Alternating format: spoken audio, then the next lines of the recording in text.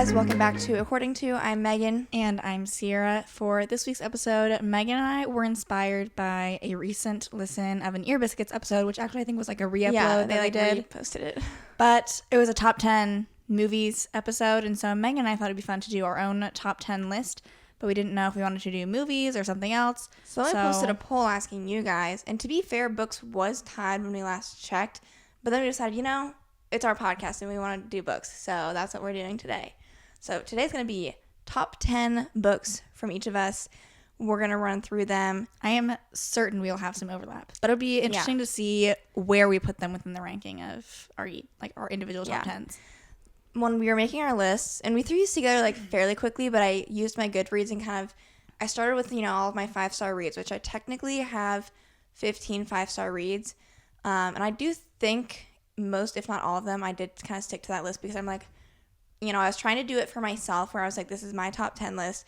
In theory, I should have my top rated books on there. So, but in terms of like placement on the list, I did, some influence for me. Some I wanted like a variety of different genres, and it's hard to compare different genres because it's like, I don't know.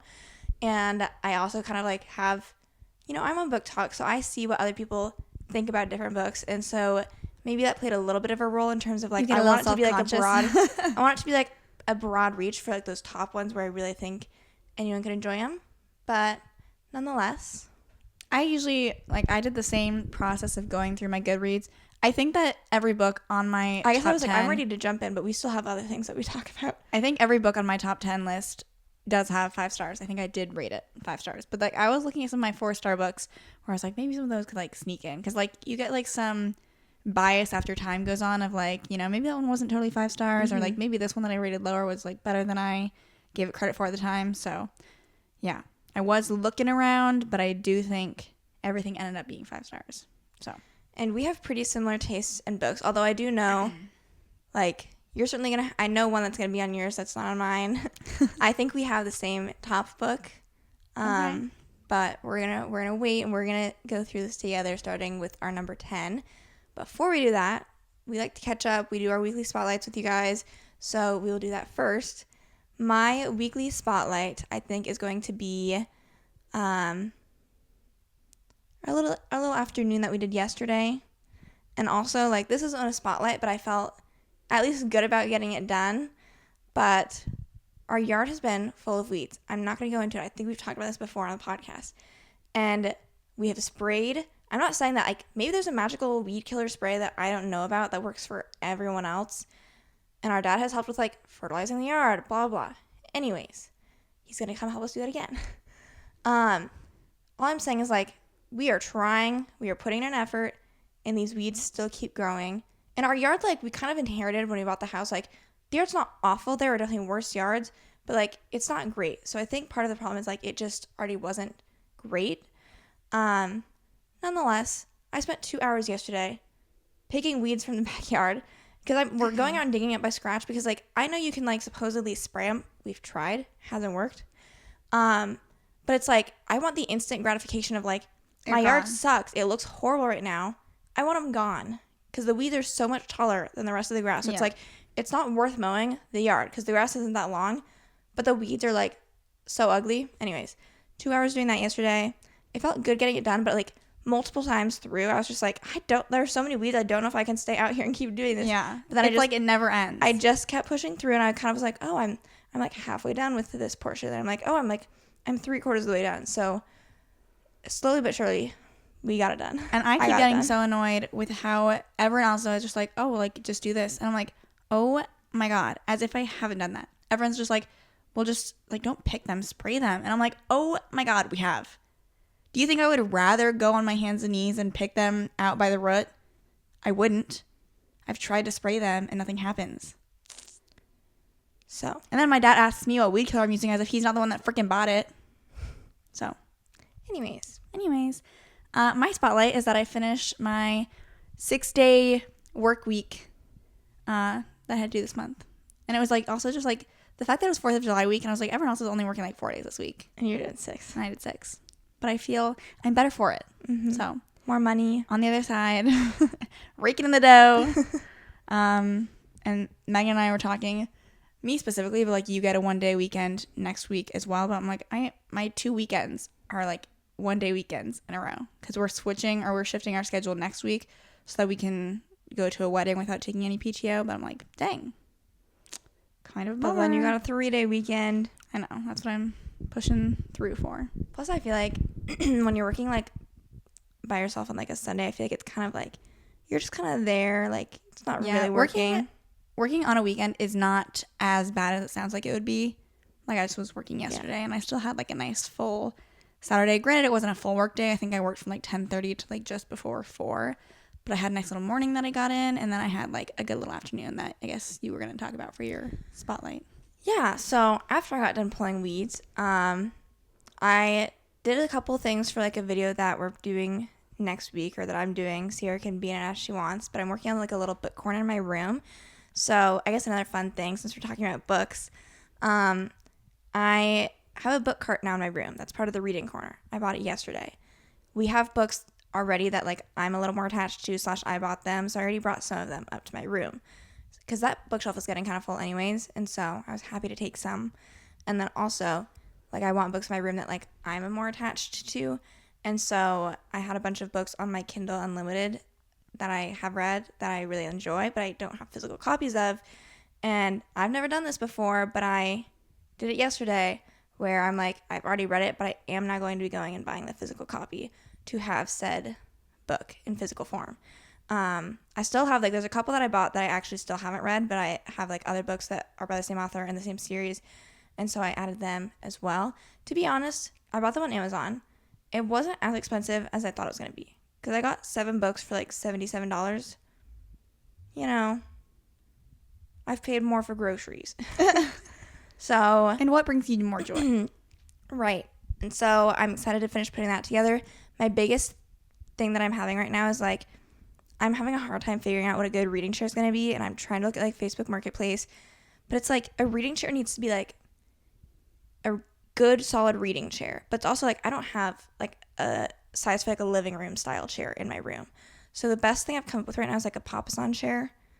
But I don't know. It's hard to find some that are, like, in stock. Like, I have to order online, and I'm like, I need it here by the time the video is supposed to go up. So I'm having other, like, additional constraints going on Some too. logistical problems.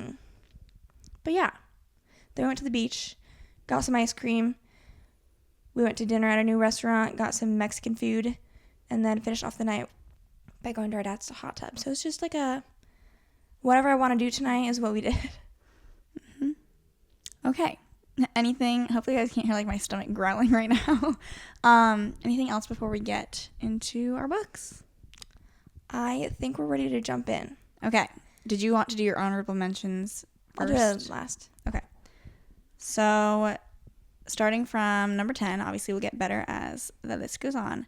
My number 10 book is In My Dreams I Hold a Knife. Okay. That's also on my list. So, I feel like this book has not gotten as much. Wait, I just realized I only have 9 books. So while you're talking, let me come up with a 10th book. I feel like this book has not gotten nearly as much hype as perhaps like every other book on my list. I don't know. It's by Ashley Winstead, and basically the premise is that there's this group of college friends. One of them died when they were in college, and then someone from the friend group was like accused of the murder but never actually like convicted or tried or anything, I don't think. But then there's like obviously this cloud over their head of like, oh, like that person killed that girl when they were in college. Friend group drifts apart, and there's a college reunion like 5 or 10 years later. I don't remember how long it's been. And they all come back together. The brother of the girl who was murdered is kind of like in charge of the whole reunion and is on a mission to kind of like figure out which one of the friend group people killed his sister. And it goes through like past and present timelines. There's a lot of relationship drama within the friend group. And so I feel like it was a good mix of obviously like that mystery thriller, like murder mystery aspect of it, but like also just like the drama and the relationships. It felt like I was reading like a TV show. Yeah, I was just going to say that. I put this at number 8 for all the same reasons. It's like one of the few, it's just hard for me to find like a good thriller mystery that like gives me like a 5-star feeling. Yeah, like, because I feel like the biggest I've read issue a lot for me, of great thrillers or suspenseful books. you don't care about the mysteries. characters 9 times out of 10.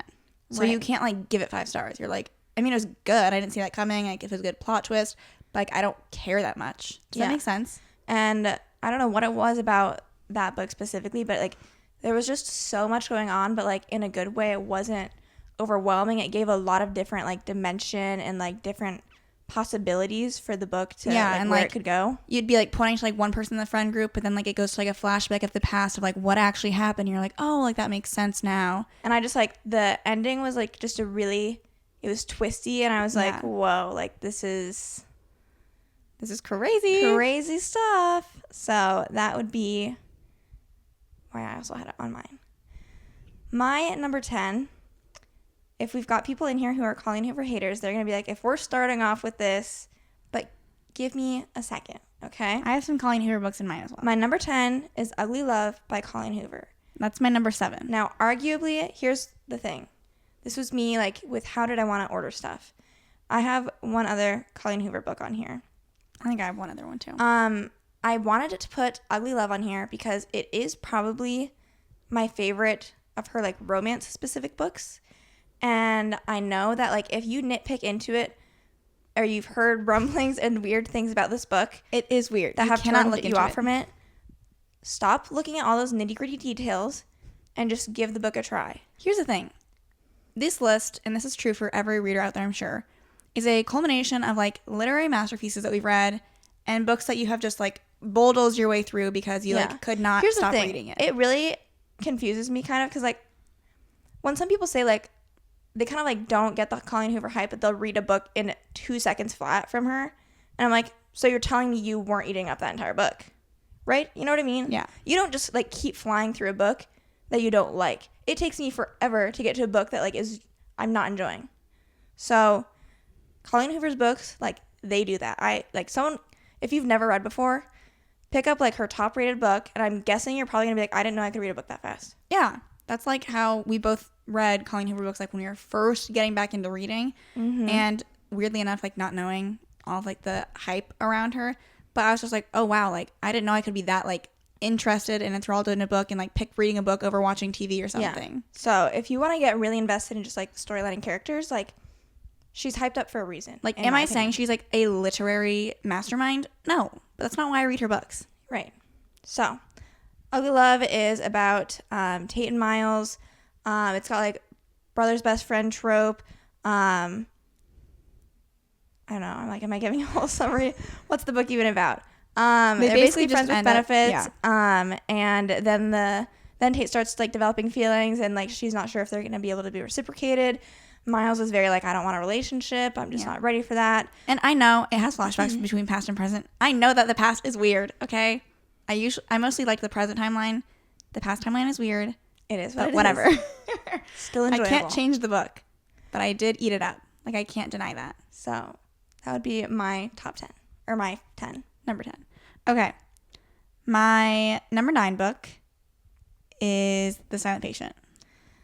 I have this up at number 3. Wow. Okay. I know. I think that part of it is because there's been so much time. Like The Silent Patient was probably like the second or third book that I read getting back into my reading journey. And so it's by Alex Michaelides, I think is how you say the author's name, which by the way, he has like a third book coming out next year or something. I'm excited.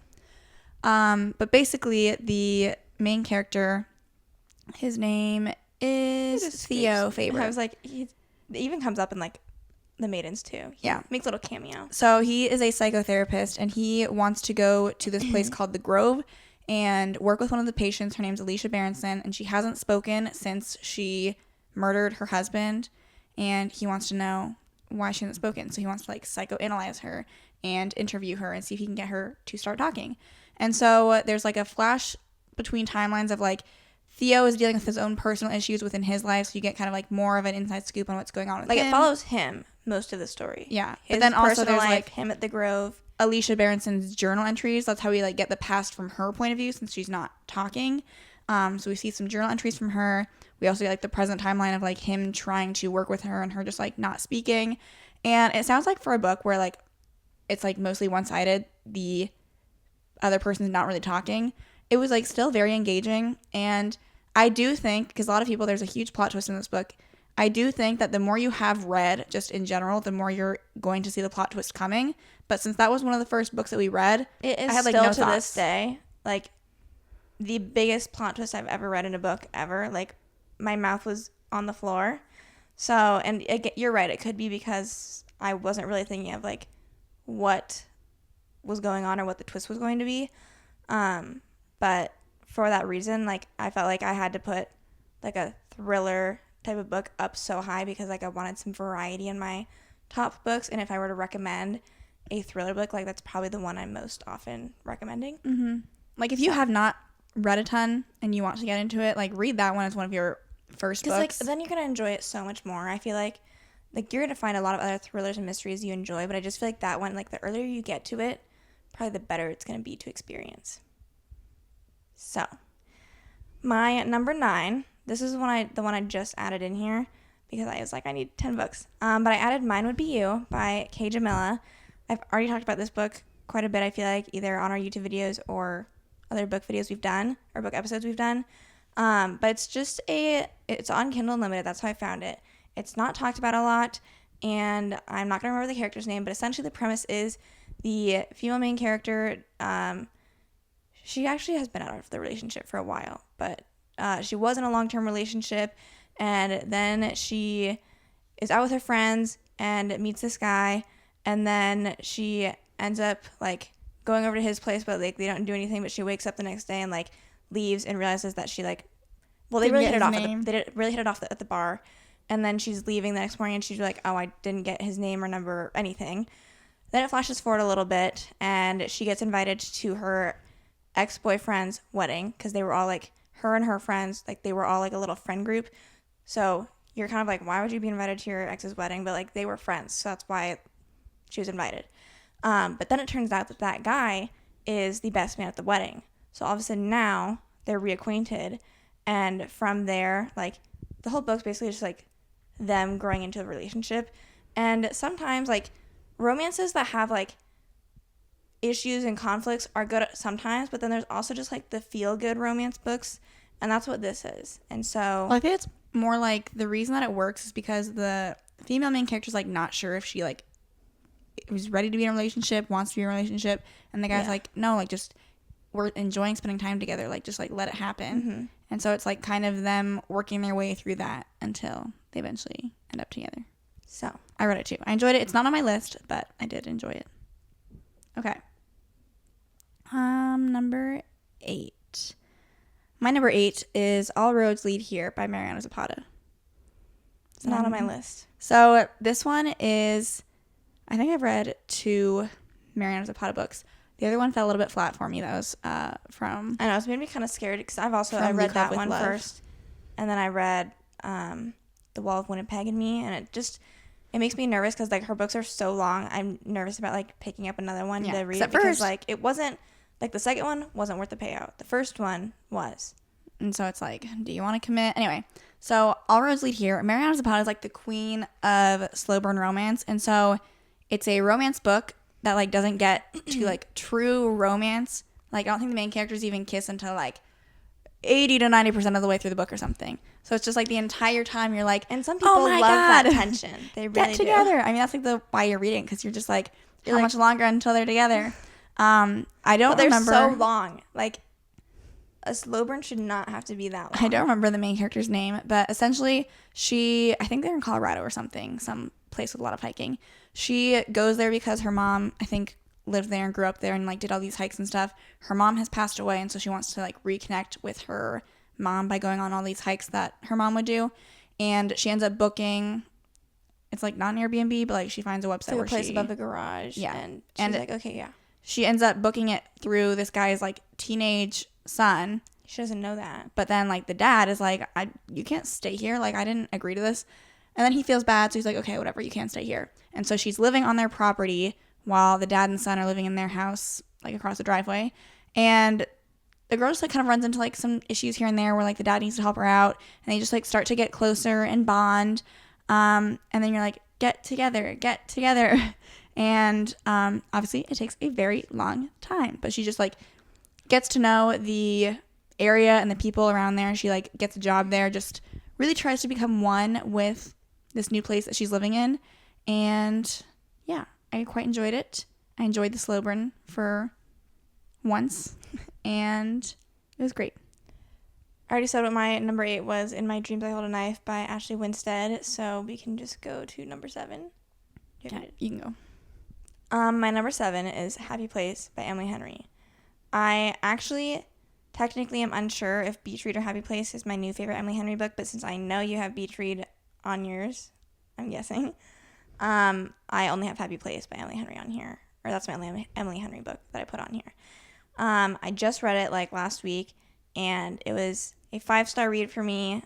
No Happy question. Place is my number 5. Oh, okay. So you have multiple Emily Henry books? Yes. Not surprised. I'm really bad at summarizing books. What's the main character's name? I don't remember. Basically, for this book, this friend group is going to, like, they're reuniting at this beach house that one of their friends has that they like grew up. Well, not grew up. They were in college. They were going to it all the time, and now they're all off living their own separate lives. And the Harriet and Wynne, those are the characters. Harriet is a doctor, and her and Wynne were engaged, and all their friend group thinks they're still engaged, but they actually had broken up a few months before. And so Harriet shows up to the lake house thinking she's just here to have a good time for a week with her friends, and she doesn't think that Wynne is going to be there, but he is when she shows up. And so they all of a sudden now are like, okay, well, we have to, their friends are getting married. So like that was like the surprise of like, we're getting married. So they don't want to like ruin the mood all week by like saying like, we're not together anymore. So they decide that they're going to just like pretend that they're still dating for the time being. And so it's like a fake dating trope, people, but like they were dating. Like a lot of people I feel like kind of say like this book is like sad or cry at different points, but like I didn't feel that way about this book. Yeah, I didn't either. So like, if someone said like nothing about that to me, I would have thought like this is any other romance book ever, probably. Just in terms of like, I didn't think there were like that many like sad parts. I will say, because some people, I think some frustrations they have with this book is like miscommunication, but because I hate miscommunication, but I really feel like in this book, when it was an issue in their relationship, like it made sense, and like they have a lot on their shoulders when their relationship was hard, that I think like how their relationship kind of like fizzled out made sense. Mm-hmm. And like I felt like it was a realistic way in which like they kind of come back to each other. I really enjoyed the book. It also has like past and present timeline. Mm-hmm. I also give that one 5 stars. I said, that was my number 5 on here. So other reasons that I enjoyed it were like the mix of like past and present timelines, where you get to see like them like kind of falling in love a little bit when they were in college, but then like the sweet moments of like when they're like fake dating in the present, and you're like, well, obviously like they have to play a part because they're like supposed to be together, but then it's like, or do you still like each other? And so then I'm like giddy reading it. Mm-hmm. Okay, your number 7. My number 7 is Ugly Love. So I already got that one. Okay. My number 6 is Reminders of Him. Because this one I also technically rated 5 stars, so I was like, I was thinking which do I want to include, but I was capping myself at 2 Colleen Hoover books that I wanted to include, and like that just, it didn't make the cut. So Reminders of Him is the main character. I think her name is McKenna. Mm-hmm. She is coming back to this like small town because her daughter is currently living with her boyfriend's parents, and she's been in prison. She just got out, and so you're kind of like, why was this girl in prison? Yeah. Like, what's going on with her life? And she's trying to get custody of her daughter again, but she knows she's like not welcome within this town because of like why she was in prison. And then like in the beginning of the book, she meets this guy who I think owns like a restaurant type of bar. His name is Ledger. They kind of hit it off a little bit, and she realizes that Ledger is a lot more involved in her daughter's life than she like ever even imagined, because it was just like a stranger to her. She didn't even know who this guy was. And so the book follows them not only falling in love, of course, but then navigating the difficulties of like her trying to get custody of her daughter back, and the relationship like, between them two, because he's like I don't know if she should get custody back. Like he's iffy because he's kind of involved with her boyfriend's family, and he's just like, I don't know what to do. And so yeah, I loved that book. It was a great book. My number 6 was Verity by Colleen Hoover. I was kind of looking through on Goodreads. I believe this is her second most highly rated book. Reminders of Him had like a 4.43, and Verity had like a 4.3 something. If you've read Colleen Hoover and you were like, I didn't know about this, read this one, because I feel like everyone, like, I don't hear bad things about Verity. Everyone usually really enjoys it. And it's like not really, it is kind of a romance, but it's like more of like not. a thriller. Because, like, okay, I've never quite had the experience that I had when I was reading this book, where, like, I was actively just kind of, like, getting the heebie-jeebies and, like, kind of freaked out during different parts of the book. The premise is, I don't remember characters' names at all. Jeremy is the guy. The female main character is Lowen. She's an author, and the male main character, Jeremy, his wife was, like, in an accident, but, like, wasn't publicized, but she was also an author, and she's not able to, like, finish these books that she'd been working on. And so Jeremy approaches Lowen saying, you know, I want you to like ghostwrite and finish these books for her. And so she does that. She moves back in. Well, she moves in with them. Well, she moves in with them. Moves back in. She moves in with them so she can stay at, like, their house and, like, use her office and kind of, like, go through like the other materials of, like, what I don't remember the other author. Verity. Yeah. What Verity had, like, planned for, like, the series. So she can kind of, like, get in her head a little bit. And meanwhile, Verity is, like, I would say comatose, but she's not. She is, like, in the house still. But, like, she's had this accident. And now she basically, like, is in bed all day. And, like, alive, but, like, not really there. And there are weird, creepy things that happen in this book, and I'm sure if you've heard anything about Verity, you hear stuff about, like, Team Manuscript or Team Letter. Team Manuscript all the way. You cannot convince me otherwise. Like, I honestly don't think Colleen Hoover even, like, in my mind, you can prove your Team Manuscript. So I don't even know if Colleen Team Manuscript is canon. Yeah. And that's what most people are, I think. But if you want to know what we're talking about, you better read the freaking book. So my number 5 was Happy Place. We already went over that one. My number 5 is As Good as Dead by Holly Jackson. / this is a good shout out to the entire A Good Girl's Guide to Murder series. Probably my favorite YA series that is absolutely my favorite YA series. And the other series that I've read include Truly Devious and Inheritance Games. Like, those are also pretty popular. But, like, they don't hold a candle to this one. Even though, like, most of them I rated 4 stars. I did rate them all 4 stars. Except this one, I rated 5 stars. And it deserves 5 stars. The whole premise of some the people series, have an issue with the last book. Like, some people don't like the intense No, twist that's that what it I took. loved about it. Because I so wasn't expecting, like, how crazy things were going to get. Like, that's what I appreciated about it. Because why don't you give a summary of what the series is about? The series is about Pip. She is a junior or senior in high school. And she has to create I think she's a senior because it's, like, her senior project. There was a murder that took place in their town that, like, everyone thinks they know what happened. Supposedly, Sal, who's, like, he was a couple years older than Pip. Well, anyways. And he supposedly killed his girlfriend at the time. I don't remember her name. Andy Bell. And so that's, like, everyone knows that. That's just, like, that happened. And Pip is deciding to do a project where she's like, that's actually not what happened. And I'm going to prove that that's not what happened. Because I don't know if she's just, like, trying to prove that that's not what happened, or, like, if she had her own theory. I don't remember entirely. But she decides she's going to create a podcast to, like, go through the case again. And so that's her senior project. So in order to create a podcast, she's needing to do some investigating and all of that. She gets involved with Sal's younger brother, who's in her grade. And there's a little, like, slight romance subplot there. Romance. They do end up dating. Yeah. So, like, but he's also trying to, like, help her as, like, she's investigating stuff to, like, figure out, because he's trying to be like, my brother didn't do this. So she's like, or he's trying to help with the podcast. And so that's what the first one focuses on. Really engaging, interesting. There's a lot of, like, mixed media type stuff where you're, like, hearing the audio recordings of the podcast. You're kind of, like, seeing different items as it relates to the investigation. Just, like, it's a really fun, interesting read. Second book, a little different.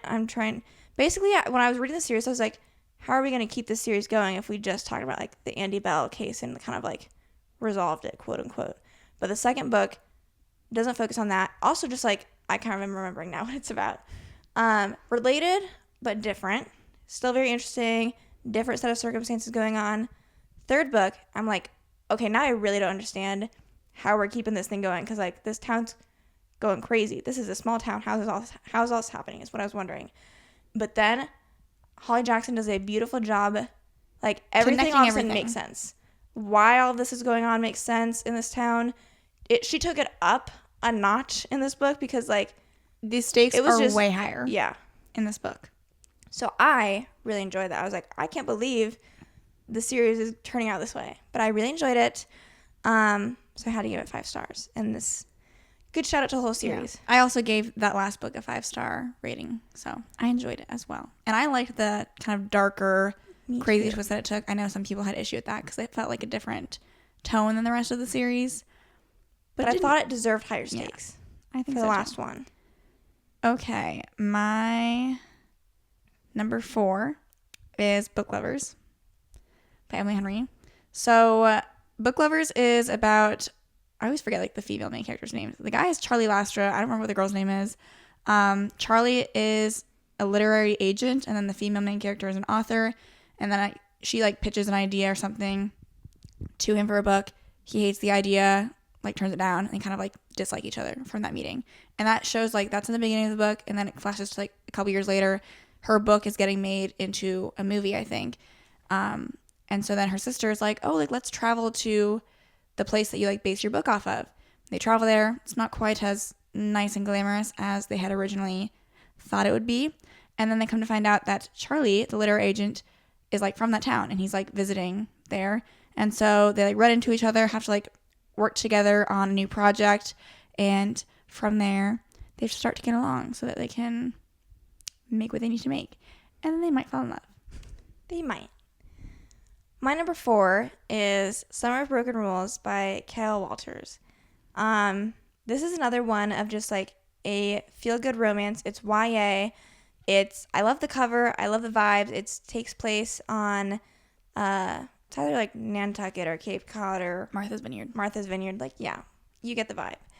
I do not remember the main character's name, but essentially there's a wedding going on. So she is at the wedding, and on the groom's side there's a groomsman who's her age that she starts getting along with and getting to know. And this whole time, because it's kind of like a week-long type of like, we're all here for the wedding, but we're also here like vacationing. And so they have a game of assassin going on where everyone gets assigned someone's name, and then like you're trying to use like water guns and stuff to like get the person out until there's like one winner. And so I've seen this book, like this is used in a couple different books I've read, which is kind of interesting, but like it's a good way to like get characters like involved and like on the teaming end up with together each other and teaming up. And so it was the first time I'd read a book like where this was going on. I just thought it was a very fun summer read, and like just gave me like this nostalgia of like a young summer fling that I'd never experienced, you know? Nostalgia for something you've never experienced. It was a good book. I enjoyed it, and feel free to read. I also read that one. Didn't make my list, but I did enjoy it. I do think like the more that I read, the less that I am able to enjoy like YA romance as much as like just regular contemporary romance. And so for like that one, since it was YA, I still enjoyed it and I thought it was good. But like there's some YA that I have read that I'm like, just doesn't hit quite the same. Like the state like in high school, and I'm like, this is not relatable to me at all. But that one was good. I think that since it was like not school based and it was like in the summer, it worked out better for me. Number 3 for me, top 3 time. Top 3 is 11/22/63. This book is so flipping good. It's so long. It's by Stephen King. The premise is that Jake Epping is a high school English teacher. Not a lot going on in his life. I think he was recently just divorced. No kids, no family really. And he ends up at this diner that he always goes to. And the diner owner, is it Al? Is that his name? Al's the diner owner. He like shows up and he's like really sick. And then Jake is like, whoa, like you were fine yesterday and now you're like dying from cancer. What is going on?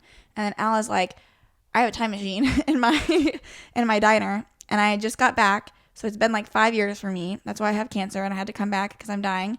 But I need you to finish what I was going to go in and do. And so Jake's like, well, what were you doing? He's like, I was trying to stop the assassination of JFK to like save the world. And so he convinces Jake to go through the time portal thing, whatever it is, and try and do that. So the entire book basically follows like, here's the thing. When they go back, it goes to a set time 5 years before the assassination takes place. And every time you go, like you come out and then go back in, it resets. So like you only have one chance to do it.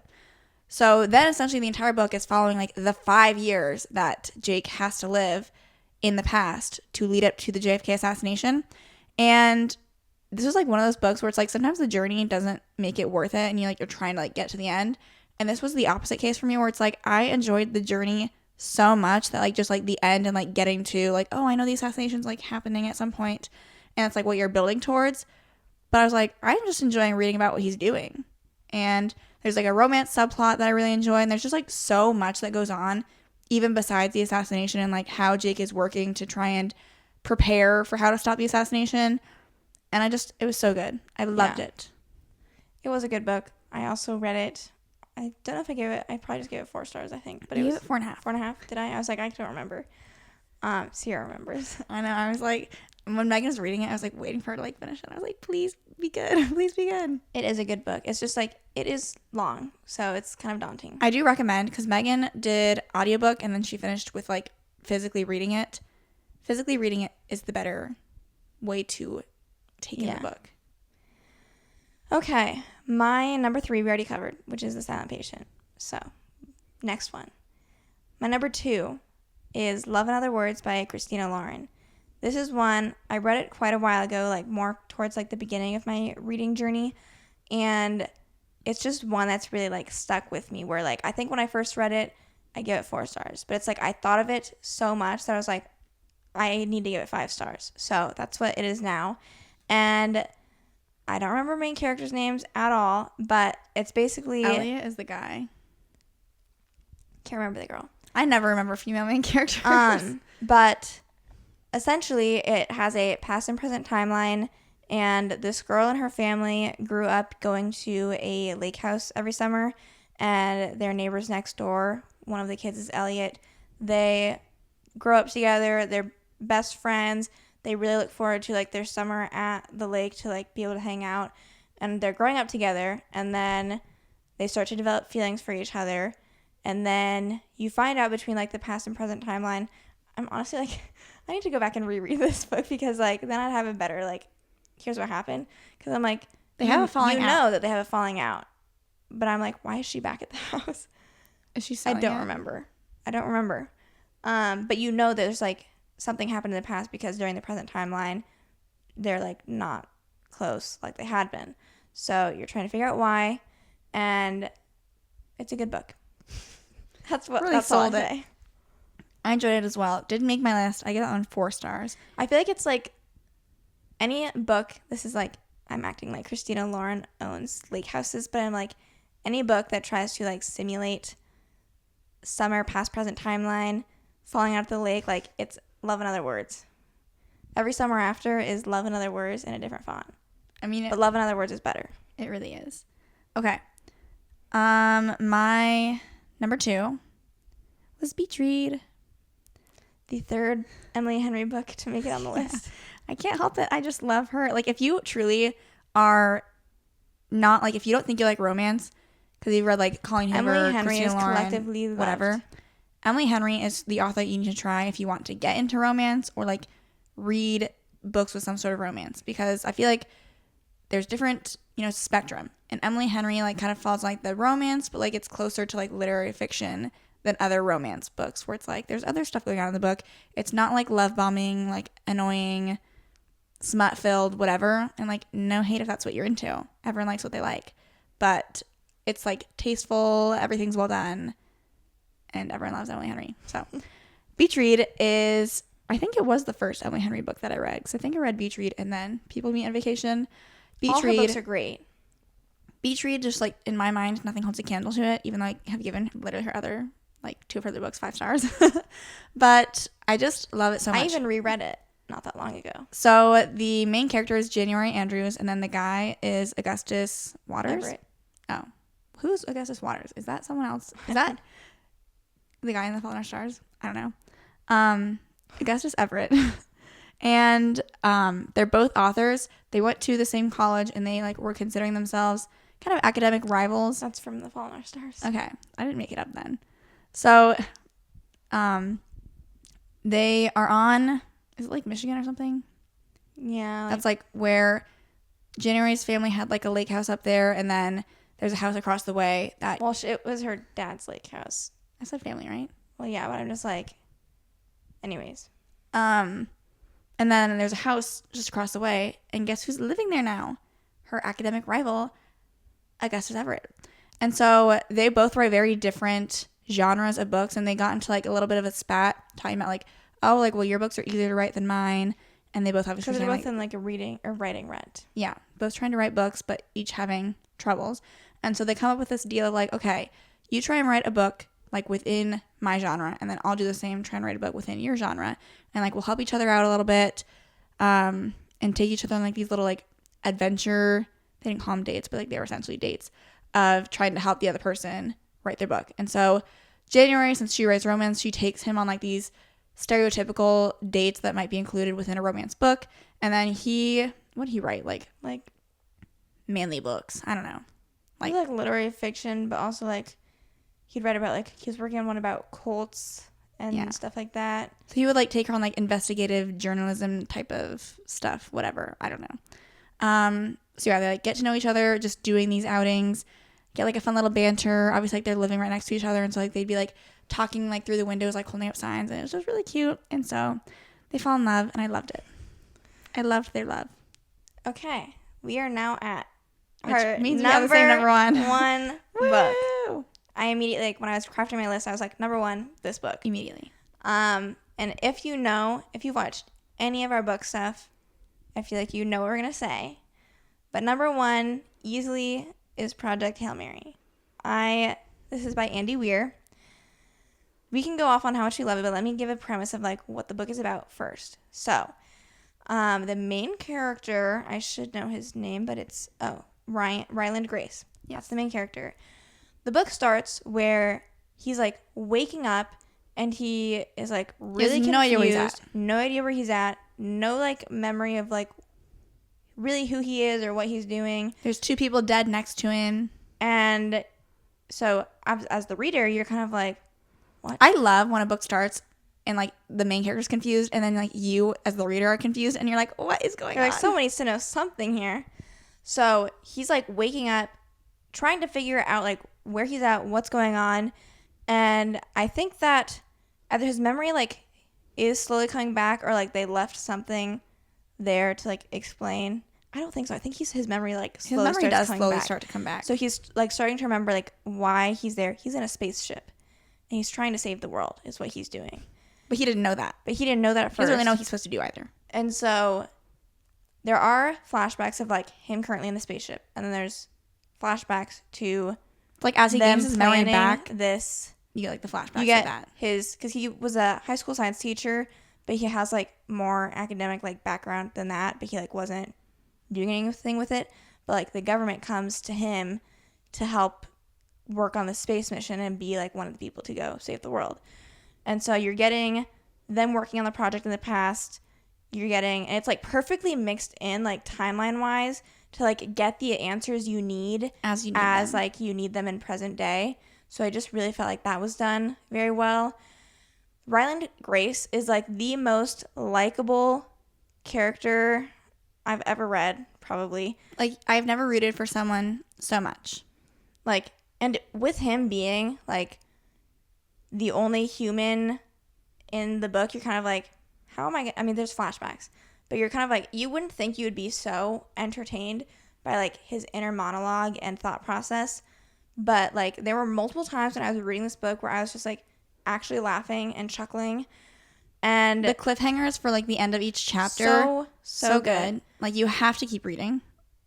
There's a fun little surprise. There is a fun little surprise, and I just like it makes the whole book. But it's like there are so many things because like space travel, not easy. Lots can go wrong. And lots does go wrong. Many, many, many things go wrong. And you're just like, how is he going to find a way out of this? And he just keeps pushing through. I also do feel like even if you don't consider yourself like super scientifically minded and you think you'd have a hard time understanding stuff, I think Andy Weir does a great job breaking things down so that it's just like the simplest way like to you understand something. that it's very complex. Like you feel smart. But you don't have to like really understand. He makes you feel smart because you feel like you understand what he's saying, and it's like sounds super scientific and stuff. So, and they're making this movie. I know. I'm so excited. The ending, I've heard mixed reviews about the ending. Some people like wanted it to go a different way. I thought the ending was very satisfying, and so like I was pleased with the ending. I thought it was really cute.